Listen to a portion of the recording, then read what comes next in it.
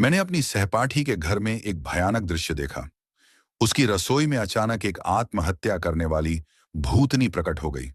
यह देखकर शिंगे शिंगे चौंक गई, क्योंकि आत्महत्या करने वाले भूत का प्रकट होना इस बात का संकेत था कि कैदी प्रिजन के मन में आत्महत्या का विचार गहरा हो चुका है। शिंगे यह किसी को नहीं बता सकती थी कि उसके पास यिन यांग आंखें हैं, जिनसे वह वे सब देख सकती है जो साधारण लोग नहीं देख पाते। इसलिए उसने बस कैदी को सांत्वना दी और प्रार्थना की कि आत्महत्या करने वाला भूत जल्दबाजी में कोई कदम न उठाए। शिंगे ने अपनी मां को फोन कर मदद मांगनी चाहिए, लेकिन उसकी मां ने पहली बार बेटी का कॉल काट दिया और फिर फोन भी बंद कर दिया। दरअसल उसकी मां उस समय एक बहुत पेचीदा मामले से जूझ रही थी। पुराने घर के मालिक ने बताया कि वहां पहले ही 3 लोग मर चुके हैं और अब कोई वहां पास जाने की हिम्मत नहीं करता। शिंगे की मां अपने अंधी वरिष्ठ शिष्या और बाकी चेले चेलियों के साथ उस घर में गई। घर में कदम रखते ही एक घोर अशुभ आभा फैल गई। शिंगे की मां ने सबको तुरंत लाइट बंद करने को कहा और एक नृत्य विधि शुरू की।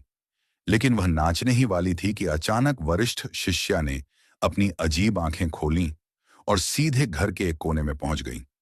वहां उसे एक घड़ा मिला। जैसे ही उसने घड़ा तोड़ा, घर के भीतर छुपी दुष्ट आभा बाहर निकल आई। शिष्यों को बचाने के लिए शिंगे की मां ने अकेले ही उस दुष्ट शक्ति का सामना किया। भले ही उसके पास 5 आत्माओं का संरक्षण था, फिर भी वह बुरी तरह दब गई और जब बाहर आई तो मुंह भर खून उगल दिया। घर के दरवाजे पर उसने एक चिन्ह बनाया और मालिक को पैसा लौटाते हुए चेतावनी दी कि किसी और तांत्रिक को बुलाना बेकार होगा। जब तक घर की आत्माएं खुद न जाई, कोई भी तांत्रिक कुछ नहीं कर पाएगा। बाहर निकलते समय उसके पैर तले कुछ आया। सबके चले जाने के बाद उसने चुपचाप उसे उठा लिया। वह एक लाल चीनी गांठ चाइनीज नॉट थी, जिस पर घंटी बंधी थी। यह देखते ही शिंगे की मां को लियाना हुआ नाम की एक डायन याद आ गई। लियाना हुआ हमेशा चीनी गांठ पहनती थी और भविष्यवाणी करने में माहिर थी। कहा जाता है कि उसने एक छोटे लड़के को देखकर ही बता दिया था कि उसके साथ कोई हादसा होने वाला है। सचमुच, जैसे ही उसकी घंटी बजी, लड़का साइकिल से भीषण दुर्घटना का शिकार हो गया। शिंगे की मां को शक हुआ कि इस पुराने घर का लियाना हुआ से कोई संबंध है, लेकिन उसके गुरु ने उसे समझाया कि ज्यादा ना सोचो। जो जिंदा बच गई वही बड़ी बात है।